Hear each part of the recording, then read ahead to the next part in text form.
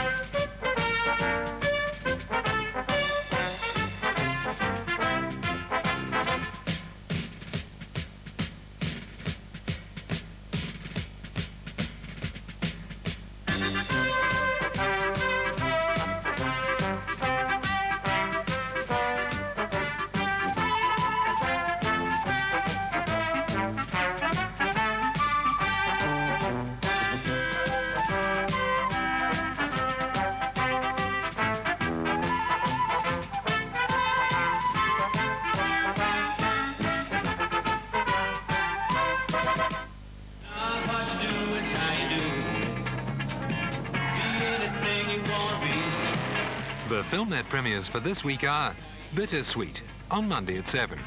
A young woman is warned not to marry for money, with Dame Anna Neagle, who for more than 40 years personified the attitudes and ideals of the British upper middle class.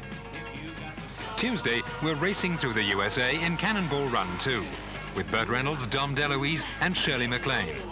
Also starring Telly Savalas, Sammy Davis Jr., Jackie Chan and Frank Sinatra, at 9. And on Wednesday at 9, we have Hep Medley Yet, with Johnny Krijkamp and Pete Romer, a film about two swindlers. Thursday at 8:45, Taipan is a merchant in Hong Kong who wants to turn the city into a center for international trade. On Friday, watch out for Cry Freedom with Kevin Kline, Penelope Wilton and Oscar winner of this year for Best Supporting Actor, Denzel Washington. This is the true story of friendship and apartheid in South Africa. At 8:15. Saturday at 8:45, we follow the struggle of the Jedi against the Empire in The Return of the Jedi, with Harrison Ford, Mark Hamill, Carrie Fisher and Alec Guinness. And finally, on Sunday at 9, we have another Woody Allen film, Radio Days, with Mia Farrow, Diane Wiest and Diane Keaton. It's a piece of history about the times before the coming of television.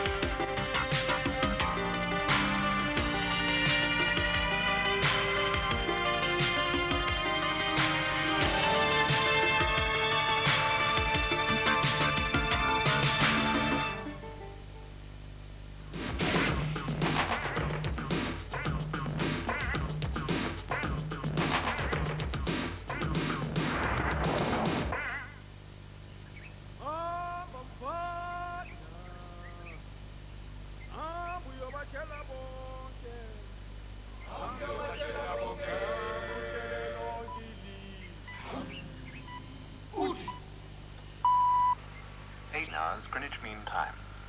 BBC World Service. We begin with the news headlines. Commonwealth leaders have strongly criticized Britain for refusing to join them in imposing wide-ranging sanctions on South Africa. South Africa has reacted to the sanctions by announcing new trade restrictions on Zambian and Zimbabwean goods crossing its territory.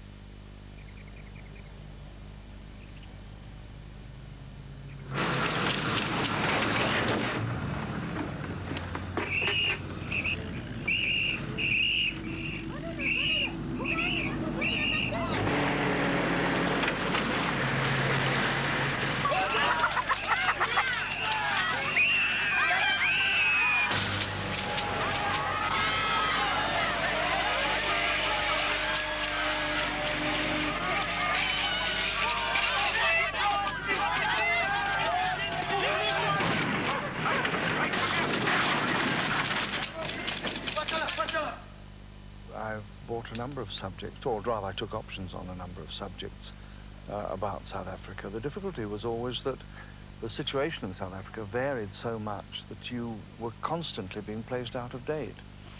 Plus the fact that to make a movie which ends in despair seemed to me would be counterproductive, really. And no matter how much you hate and abhor the dreadful system in South Africa of apartheid, to make simply a condemnation which everybody makes anyway, of any decency, seems to me hardly worthwhile doing. You need to have more than that.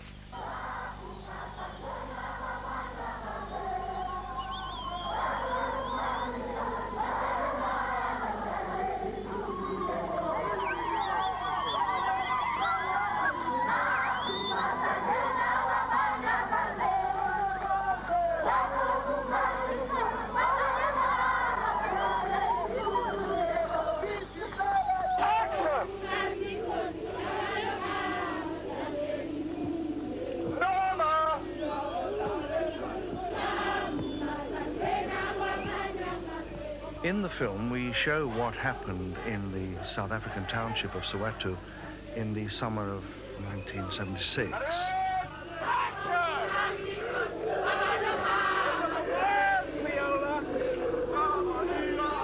The killing of the young school children who merely refused to be taught in Afrikaans caused outrage throughout the entire world.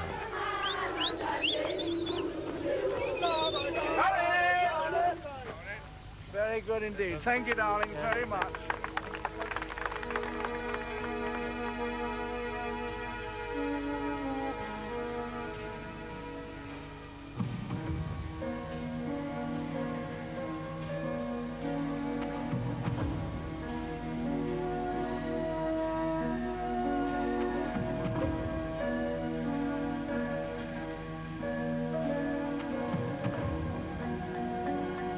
All that number of people realized, particularly at the time, that the Soweto uprising was the result of a new awareness amongst the people due to a mass movement known as black consciousness. And one of the leaders of that movement, in fact the principal creator of the movement, was Steve Biko. Steve Biko was later murdered in detention, although the authorities allege that he'd killed himself by a hunger strike. And the newspaper editor, Donald Woods, and his wife, Wendy, and their 5 children really left South Africa, escaped from South Africa, so that Donald could publish the truth about Steve Biko's death. And I felt that it was a story that could, and indeed should, be told on film. Donald and Wendy have worked with us throughout the production as consultants, and indeed were with us in Zimbabwe throughout the making of the film.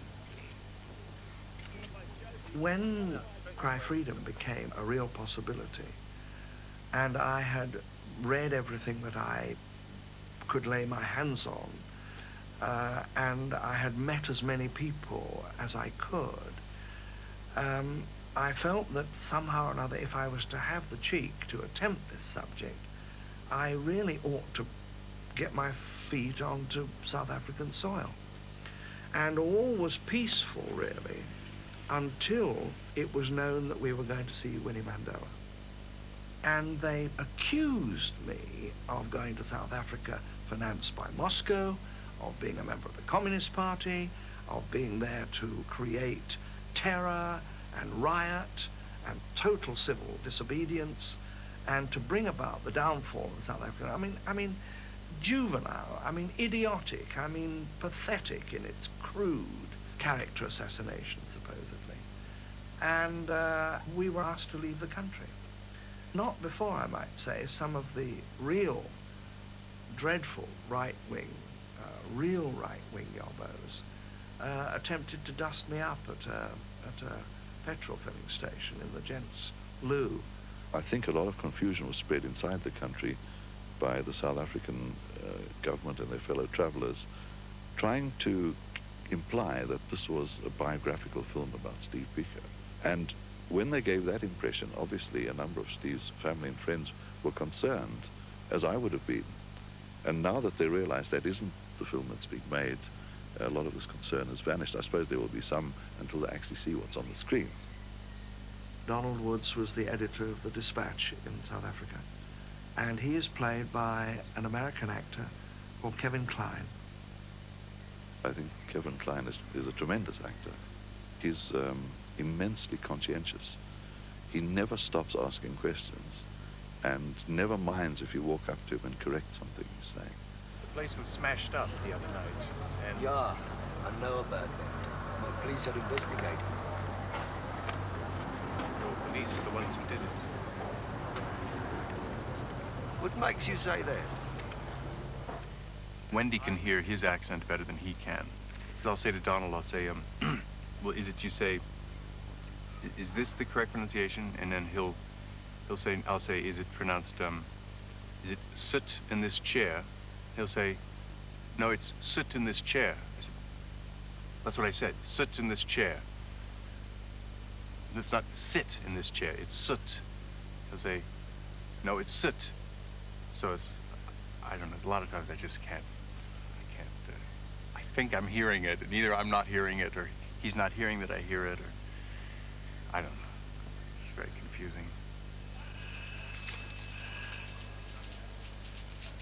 How'd you get these? We have ways. We there print them. For these, I'll risk it. Yes, sir? Just tell her to come in. I'll even give you a file. You're a prince. They put me away. Yours will be the first name on my lips. What about Mr. Beaker? I used his name in the story. His picture was everywhere. Think there was a meeting or something? I'd say there must have been one recently. Beaker couldn't have been there, of course, but one of these people mad enough about black consciousness, that I'd say was almost a Finished? Now, I've rejigged it just a bit. Okay. Now leave him out of it. I want the police blamed for that raid. I'll take care of Beaker in an editorial. Steve Biko was the first of the younger generation to follow the mass movements of the ANC and the PAC who'd gone before and had been suppressed, and the leaders had gone underground and into exile, and he was the first of the new young generation who articulated a new approach to things, which was to try and get blacks to stand taller and to assert themselves more and to liberate themselves psychologically before they could liberate themselves politically. Steve Biko is also played by an American actor because it was a very difficult part to cast. You needed somebody who was in their late 20s, who was 6'1", very good looking, charismatic, with an unquestioned intellect, and it's played by a remarkable American black actor called Denzel Washington. When you and others in black consciousness speak, you say, our true leaders have been banned and imprisoned on Robben Island. Who are you referring to specifically? Specifically, we refer to people like Mandela, Sobukwe, people like Govan Mbeki. And is it not true that the common factor with these people is that they have advocated violence against the South African government? The common factor with these people is that they have selflessly pushed forward the struggle of the black man. So, your answer to this so-called naked terrorism is to provoke violence in the black community. No, our movement seeks to avoid violence. But your own words call for direct confrontation. That's right. We demand confrontation. Isn't that a demand for violence? Well, you and I are now in confrontation, but I see no violence. What really amazed me about his accomplishments in reading the books and doing all the background kind of homework on him was the fact that he was so young and had such a command of the language and of his ideas. But even more than that, just the fact that in the midst of the situation as it is in South Africa, as it was then, as it is now, he was still able to be optimistic.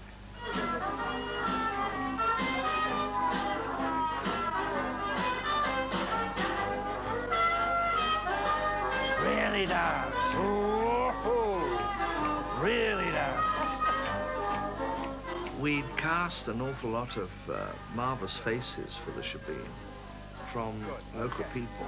Those are those two. But we made one huge mistake. We didn't check whether they could all dance or not. And for a time, I was in total despair But it turned out fine in the end because we rounded up some of the more agile members of the crew. Okay, okay. All you come off. All come off. All come off. You all come off. Thank you. Yeah. What we can do, we can take all these people out and get in a new lot of people and just try them all out. Yeah. I tell you who is a marvellous dancer. The big, huge Puss.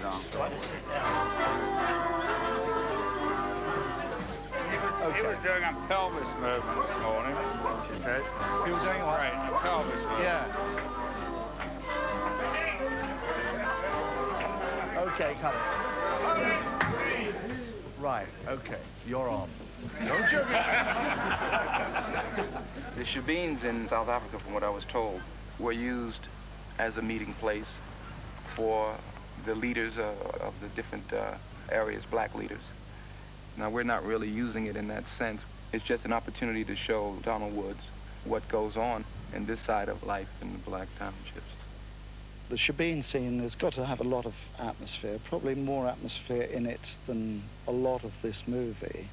I'm hoping that we will use smoke. It's pretty dimly lit. The set is dark. The black faces against black backgrounds always presents a certain amount of problem, but the sheen will come off the faces and off the backgrounds. And I'm looking forward to it because it is a sequence which is different to the rest of the sequences in the picture. Come on, guys, come on. $5.99, take 3. Action.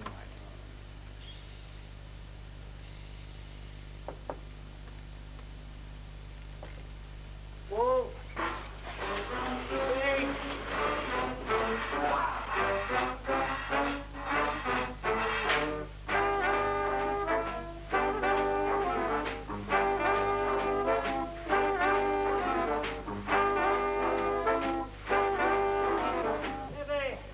Most shebeen queens were informers. They are. If they weren't, the police would close all these places down just like that. But you see, it's only some things they inform on, others they don't bother. Anyway, we're okay with this one. She's wild about Steve. He's got that way with women, you see.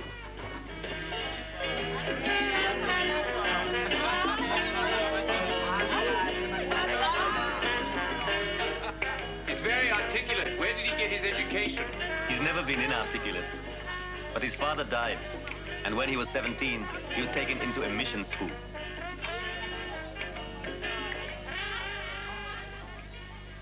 Steve Biko was arrested and imprisoned without trial 4 times altogether, often harassed and prosecuted, apart from those. But in the last of the 4 detentions, he was beaten up so severely that he died of brain damage. Steve's death shattered the Dispatch, shattered everyone who had known him. I remember the day of his death being announced, the news went round the Dispatch editorial room, and what had, until a few minutes ago, been busy humming, phones ringing, everyone was standing just in sheer disbelief that this man who had been such a powerful influence, indirectly on the newspaper and directly on hundreds of thousands, millions of South Africans, had died. It was almost inconceivable. We just didn't think it would happen. We didn't think that the police, the security branch, could be so brutal and so stupid. On Sunday, he had still not eaten and still appeared to be unwell. He was taken to Pretoria that same night. On the 12th of September, that's the following day, he was again examined by a district surgeon and medically treated in Pretoria. That particular night, he was found to be dead in the cell. Mr. Kruger's explanation of the death was met at first with skepticism, but that's now turned to open disbelief, not only on the part of the Black People's Convention, a legal and expressly non-violent organization of which Biko was a founder member, but also among white liberals in South Africa. Donald Woods, a newspaper editor and a personal friend of the dead man, has openly challenged Mr. Kruger to make the post-mortem examination findings public and to hold a full inquest without delay. This is the death that they will not explain away.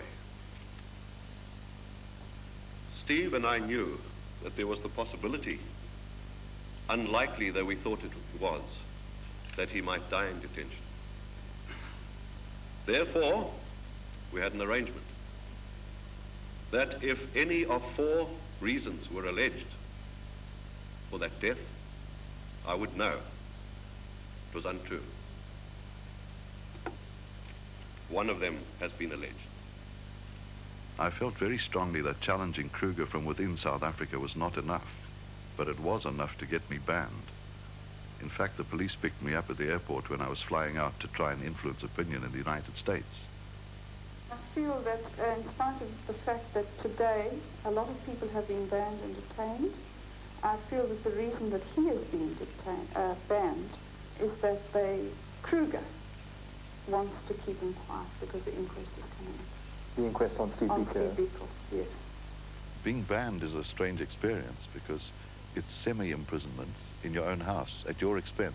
It doesn't cost the government anything, except for the people they post outside watching you. Generally, it means you're not allowed to speak to more than one person at a time. You're not allowed to write anything, even a diary note or a letter.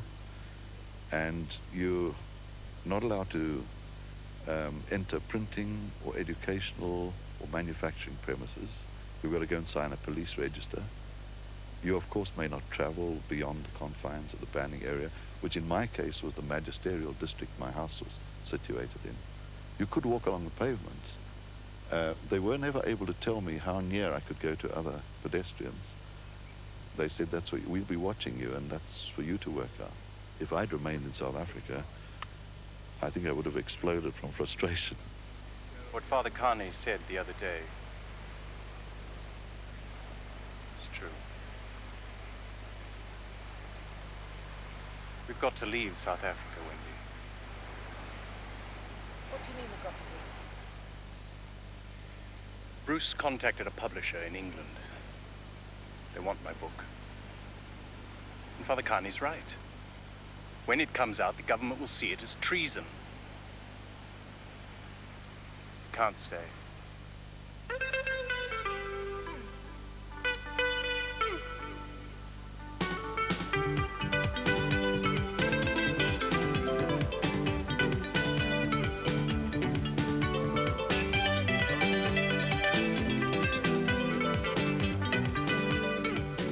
When we came to shoot this particular scene, the beach scene, of course we had to leave Zimbabwe because Zimbabwe is totally land-bound.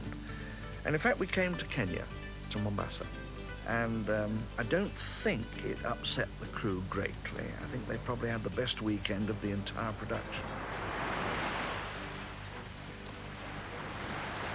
It's the denouement of the argument as to whether in fact they should leave South Africa, whether Donald's function, he believes, should be to tell the world about Steve's death and all that he feels about apartheid, and whether in fact he should attempt to tell the world outside with the freedom to write a book and write articles for papers and to lecture and appear on television and so on, or whether he should continue to work inside. 6:49, take 2. Don't you even bother to find out what I want to do. We may hate the bastards that run this country, but it's still our home. Wendy, you're the radical in the family. What do you want to do? Just accept what they did to Steve? Accept what this government's doing and is going to go on doing?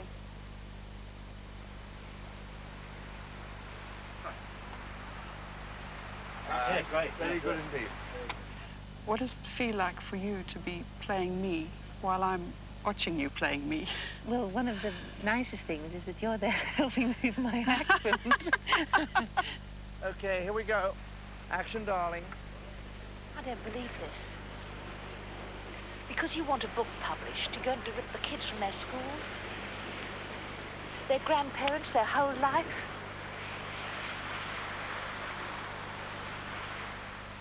Don't you even bother to find out what I'd like to do.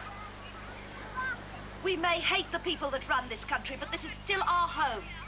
What do you want to do? Just accept Steve's death. Accept what this government's doing and is going to go on doing. What more do you want to do? You forced the inquest. You're banned. Are you so God almighty grand you think you can change them all on your own? I'm going to do what I can. I'm certainly not going to sit in that house bound and gagged for 5 years and do nothing. And to hell with us. What do we do? Where do we go? It's very strange for me, standing on the sidelines, to hear sometimes the words that you say are almost exactly the words that I've said. I mean, very often they're not, but when they are, then it hits me. And I feel very strange hearing somebody over there saying things with the same feeling, actually, that I had. Yes. And I get the same feeling again, all over again. In fact, that scene where you and Kevin are having this fight, you being me and Donald, and I got angry all over again. And Donald and I went out and we had exactly the same fight that we'd had in South Africa. It was funny. Yes. I heard, he told me that the language was cleaner, though, in Yes, the film. that's right, yes. I think you're a bit more well-behaved than me. So that's 50-50. Yes, Vicky? That will bring Wendy onto the 50-50. Yes. I never know quite what we're going to say last on that speech. Good. Don't you love that? No, I'll end on do nothing. Do nothing. I'm not going to sit in the house. I'm not going to keep going to the bathroom 4 times a day. I'm not going to eat the shit that you've been slinging on the plates for the last 4 months since I've been banned. I'm not going to sit there bound and gagged, a prisoner of society, a prisoner of conscience, a prisoner in my own home, a prisoner of Zenda, and do nothing. When we left 3 months later, and there was 4.5 years or more of living in exile until the 5 years was up of the banning, when we would know that the ban would either be reimposed or not reimposed. And as this date drew near, I got quite depressed at the thought that they might not reimpose the ban, because that would mean that the years in exile had been wasted. And to my great joy, they did reimpose the ban, which meant it all seemed worthwhile. Donald's escape to England involved dressing up as a Catholic priest and hitchhiking to the Lesotho border, which he eventually crossed and then met up with the rest of his family who'd come by a different route. They ultimately arrived in England with next to nothing. I mean, a few pounds in their pockets, having left behind them a beautiful house and a life of, well, I suppose one had to describe it as opulence. There have been a number of petty criticisms of Donald in the past, totally unjustified, I think. It must have been a terrific choice, a very difficult one, to decide to leave South Africa and all that that meant, purely on a matter of principle. In your book, you say that you swam across the Lesotho River. Some people say you actually didn't. What do you say to that? You can't get into Lesotho without crossing the river. I never said in my book that I had crossed it by swimming. That was the Johannesburg Sunday Express. And of course, in life, as you know, as a journalist, one newspaper makes a statement, it is then reported by other newspapers. And I think even Time magazine reported that I'd swum a river. When do you have to make the call? 10 o'clock. If I'm late, she'll go back.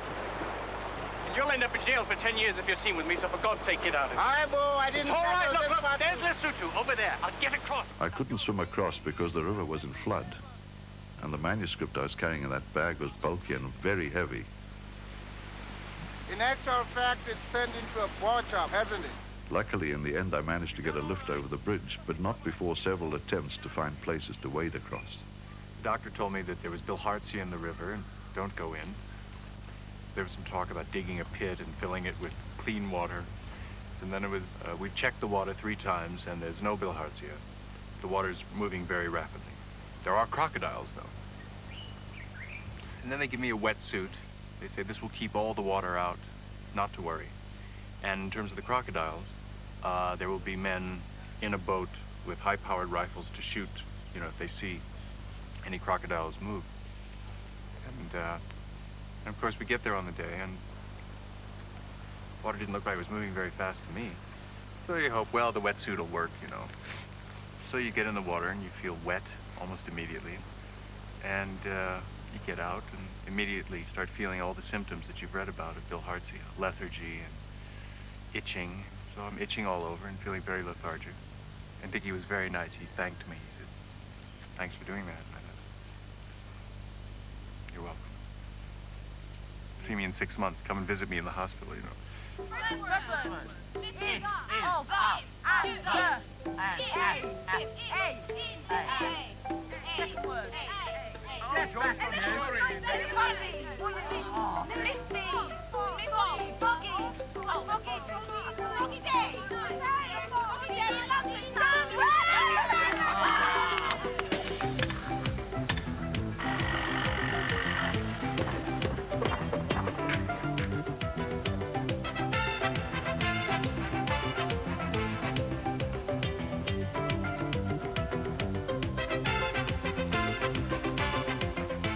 What surprised me is how very hard film people work.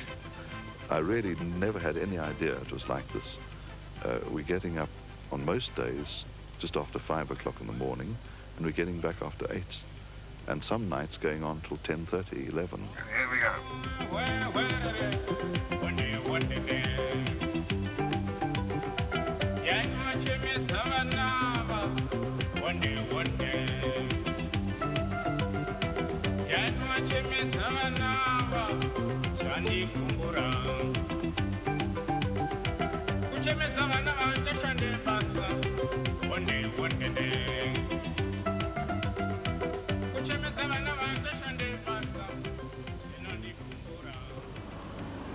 The security on this movie has been a big worry, because here we are in a frontline state in Zimbabwe, and we know very well that the South African authorities, in fact a lot of elements in southern Africa, would rather this picture was not made.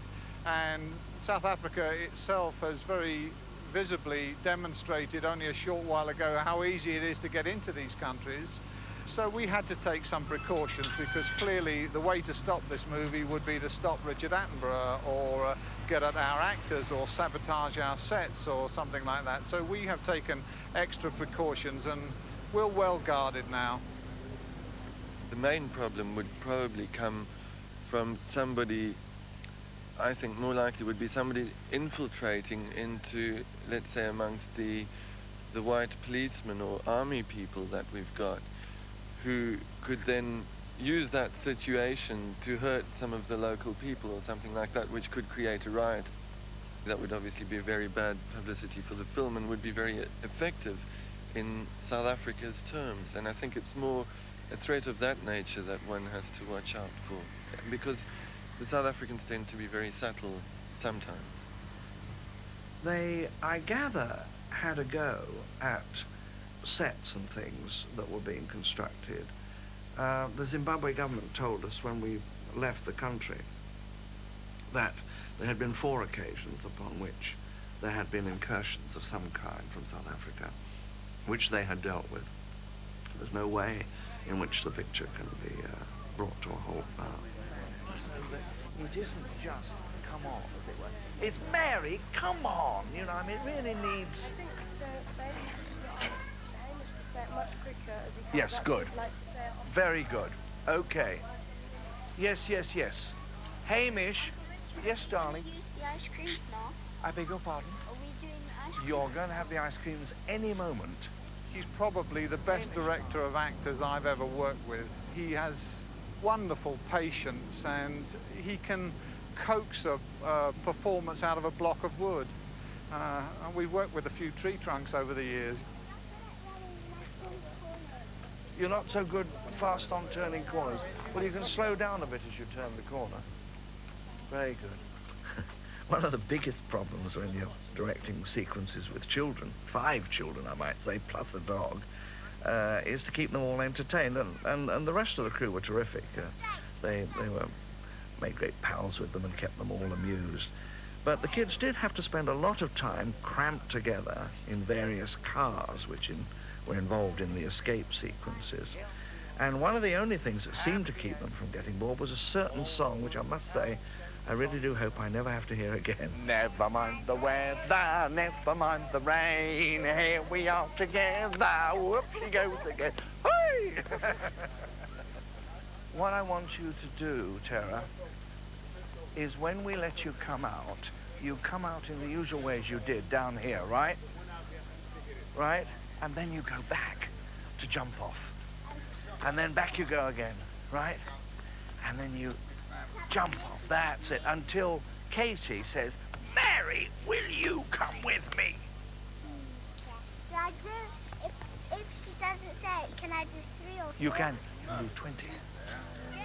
You think we can stay up tonight? Well, why don't you ask Mom? Mary, come on! Can we stay up for New Year's Eve? We can get our dress first. Just wait and see. Let's all get in the car first. Come on, Charlie. In you go. In. Dad, can your ice cream nothing? Right. Charlie, that licked me. If you do get ready, I've rented a film and some cartoons, and you can watch till midnight. Oh, yeah, good. Mom, is Daddy going to watch with us? Working on a feature film on a large scale throws up a whole mass of different challenges, of course. I mean, one day you're working on a tight, small, intimate scene with those 5 children and a dog all jammed in a car, and then next day, suddenly, you're trying to devise and create a sequence which is going to involve thousands of people in a football stadium. How long focal ones would be in that direction? Oh, indeed, from that bank. I mean, we can put the other... The funeral's the largest sequence in the picture, involving about 20,000 people. And the pure logistical problems are what you have to tackle first of all. In other words, you've got to gather that number of people together. Fortunately, unlike Gandhi, they could wear almost whatever they chose. I think this lady's got quite a nice face. Yes, she's fine. And this is the one in the blue hat behind is very good. Yes, all right. And the one in the yellow jersey in front. Yes. What we want now is 2 nuns. Yes. Preferably without children. Okay. So they've got nobody to look after. Size Right. 38. 38. That's just 4 younger ones. Some younger ones. Yeah. All right, this girl with the... she's got a baby, but does that matter?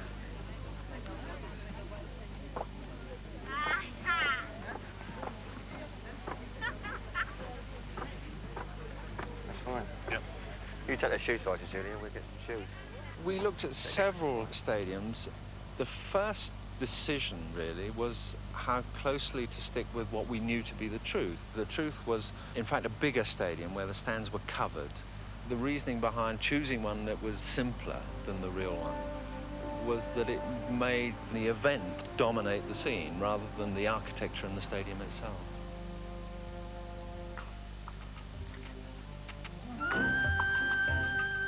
The extraordinary thing about filming is that every shot and every sequence is like a first night in the theatre. So you have all the nervous stomach feelings of a first night because you know you've got to get that sequence on film that day.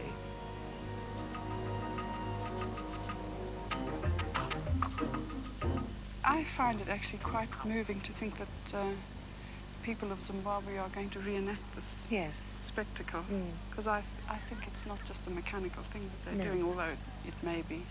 But the fact that it's all happening again, I think has, well, it has some meaning for me. Oh, yes, I'm sure. My main prevailing memory of that day was fear. Because right from the time I got up that morning, having not slept very much the night before, I thought there was a good chance we wouldn't get back alive. Because I knew there'd be a lot of very angry, very radical blacks there. And I thought the idea of a small handful of whites, while better than a big group of whites, would be a very dicey thing. Because African funerals go on for 6 or 7 hours. Speeches are very emotional, and on an occasion like this, you'd get blanket statements about what the whites have done, not the pro-government whites, the whites. So I was pretty scared.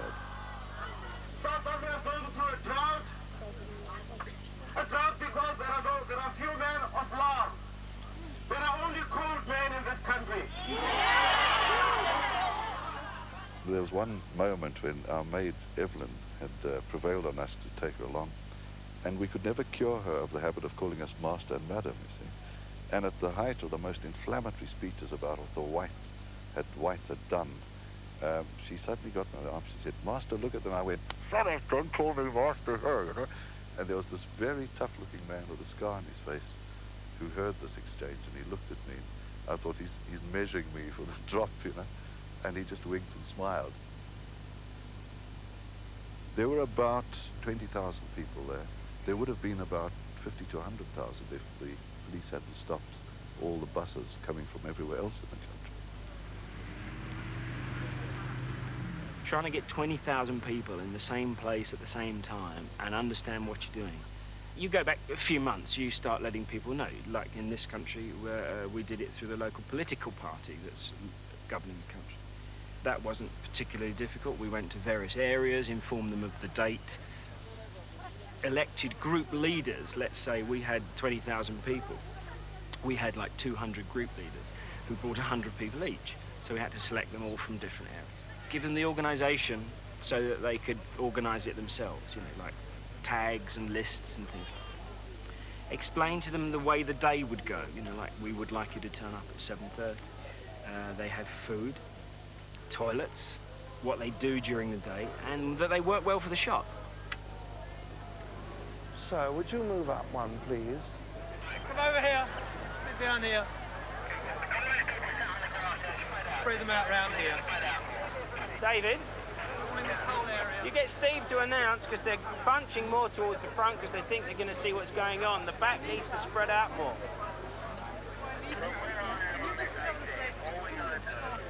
Our first major problem was that we're dealing with people who are not actors. In fact, some of them have never seen a film on screen, you know? And now to get them to act. In fact, some of them, when they got there, they thought they were going to watch a film. So we, firstly was to show them that we were actually filming, and then that they had to do the beats, each beat properly. We had problems with people laughing because it was something funny. It's unusual, and they see people do all these things for no apparent reason. Then to get them to repeat the same thing over and over. After about 2-3 hours, they realized that, well, you got to do what you said, and that's fine. We are here to mold one of the great men of Africa. Although Steve Biko is a name, the detail knowledge of Steve Biko is not all that great. And so you had to try and persuade them in all sorts of languages and dialects as to the mood that you wish to create. Now, in order to get people there, you would have families arrive. And so there'd be babies and 3-year-olds and 7-year-olds. And one of the things, as you know, is that you must not ever look in the camera. It totally destroys the illusion. So you sometimes get a marvelous shot, but right in foreground, some little character suddenly goes boing into the camera, you know, and wrecks the whole setup.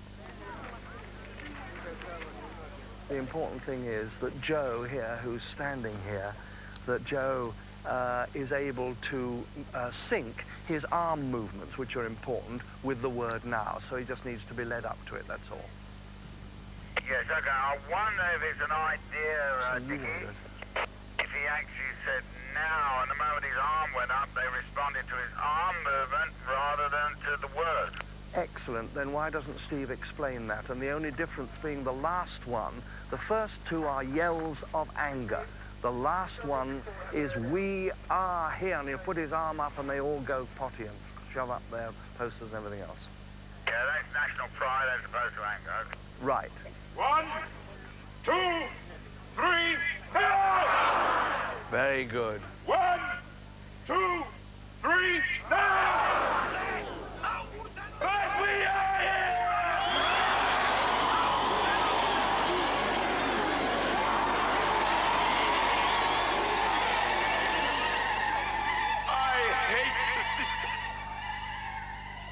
But I welcome all South Africans who join with us today in mourning the man who gave us all faith in the kind of country South Africa could be.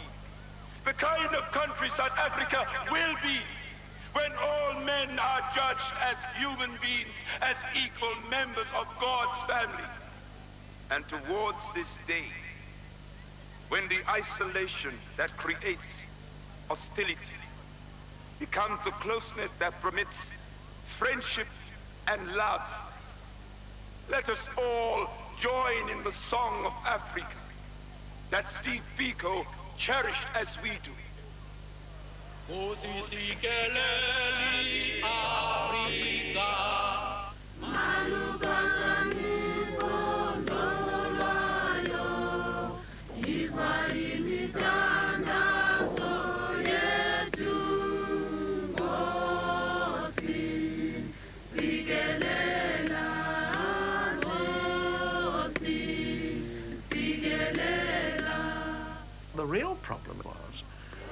they do not all speak the same language, and they do not necessarily speak the language of the southeast cape of South Africa in Zimbabwe. And so we had to find people who could sing in Xhosa and who were, even if they didn't know the Xhosa words, had to learn the Xhosa words. So you had to get little groups of singers with a tutor all over the grounds, starting at sort of 5 o'clock in the morning, teaching them exactly what they had to do.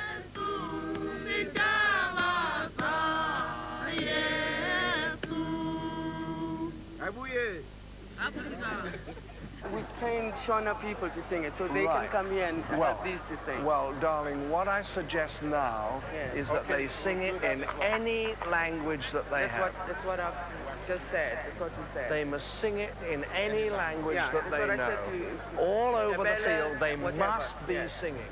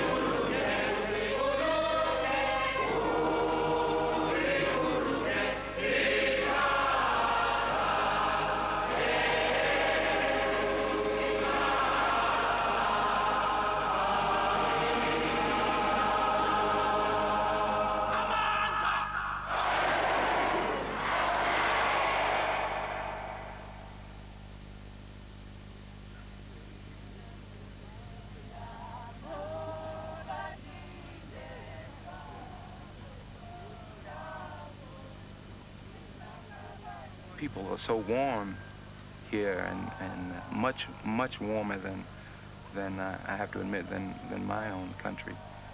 And they've been through quite a bit in the last 10, 15, 20 years, and they're really looking to be at peace with everyone. I'd like to go back to South Africa as soon as possible, but not while this government's in power, and it's got to go first. So the obvious thing is to try and help to whatever extent one can outside to give the nudges which will hasten its downfall. I'm not interested in preaching to the converted at all. I want to go to the non-converted. I want to go to the people who are indifferent. I want to go to the people who are ignorant, not because they would so wish to be in that state of mind, but because information has simply not been placed in front of them for them to take in and to assimilate, and then to judge for themselves.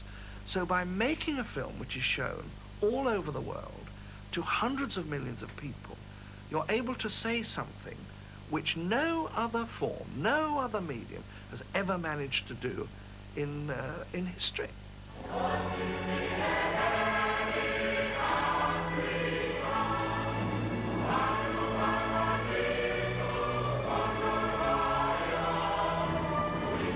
If I had a hope, it would be that the lasting effect of having seen Cry Freedom was that people could never again be indifferent to the circumstances that exist.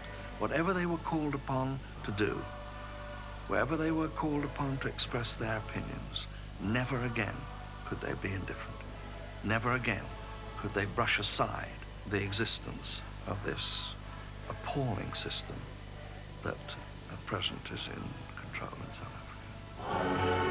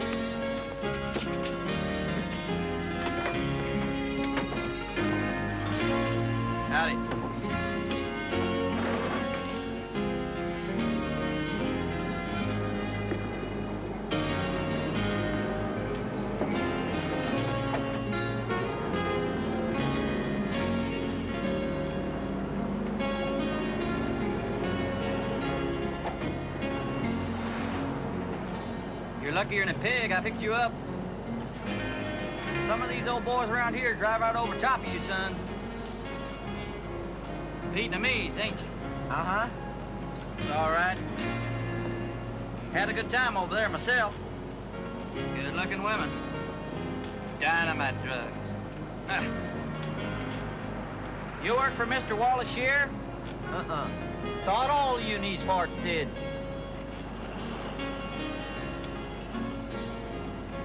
Well, hell, son, what'd you do? Just get to Texas? I think so. I don't know what to tell you.